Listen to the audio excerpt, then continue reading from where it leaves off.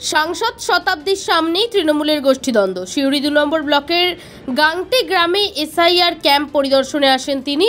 সেই ক্যাম্পেই স্থানীয় অঞ্চল সভাপতি বলরাম বাগদিকে প্রাধান্য দেওয়ায় এই ঘটনা। সাংসদ এলাকা ছেড়ে বেরিয়ে যান স্থানীয় অঞ্চল সভাপতি বলরাম বাগদি গাড়িতে চাপিয়ে।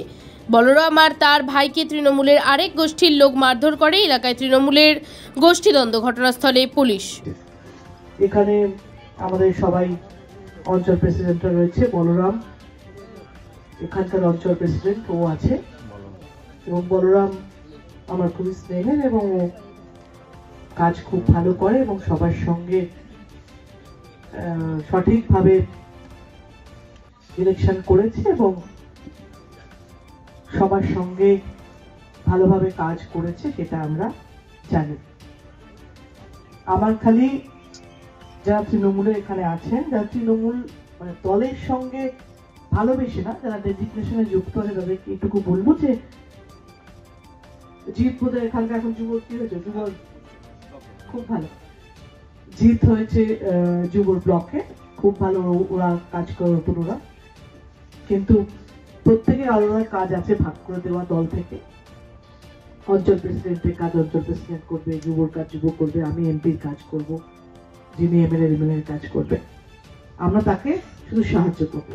তো আজকে এসআইআর যেটা করছে সেটা কি হচ্ছে, বিএলও কাজ করছে, কিন্তু বিএলওর পক্ষে এত কাজ করা সম্ভব নয়, তাই আমরা আমাদের তরফ থেকে সাহায্য করছি।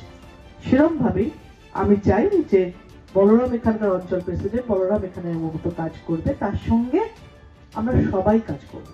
আনতে গেলে সিস্টেমে দলের কি সিস্টেম বোঝাতে গেলে ওর ভালো লাগছে না।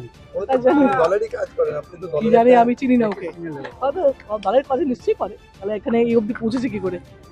আপনি বক্তব্য রাখার সময় হঠাৎ তো বলে উঠলো কি দলের এসআইআর নিয়ে বলুন, বললাম তো গেল তো কথা, শুনলে তো।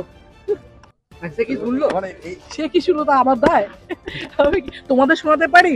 দায়িত্ব দিয়ে রেখেছিল দলকে, সেটা প্রমাণ করেছি নির্বাচনের ফলাফলের মধ্য দিয়ে। আগামী দিন আবারও 2026 সালে প্রমাণ করে দেবো পূর্বাঞ্চলের মানুষ আমাদের সাথে আছে। একসঙ্গে কি কাজ করবেন? অবশ্যই একসঙ্গে কাজ করবো, অবশ্যই ব্লক সভাপতিকে মান্যতা দিয়ে কাজ করব। সিস্টেমে আমাদের নেতা যুবরাজ অভিষেক ব্যানার্জি এবং আমাদের জননেত্রী মমতা ব্যানার্জি দাদাকে আবারও ব্লক সভাপতি পদে রেখেছেন, তাকে মান্যতা দিয়ে কাজ করাটা আমার কর্তব্যের মধ্যে পড়ে এবং সেটাই করবো। একদিন তো মান্যতা দিচ্ছিলেন না।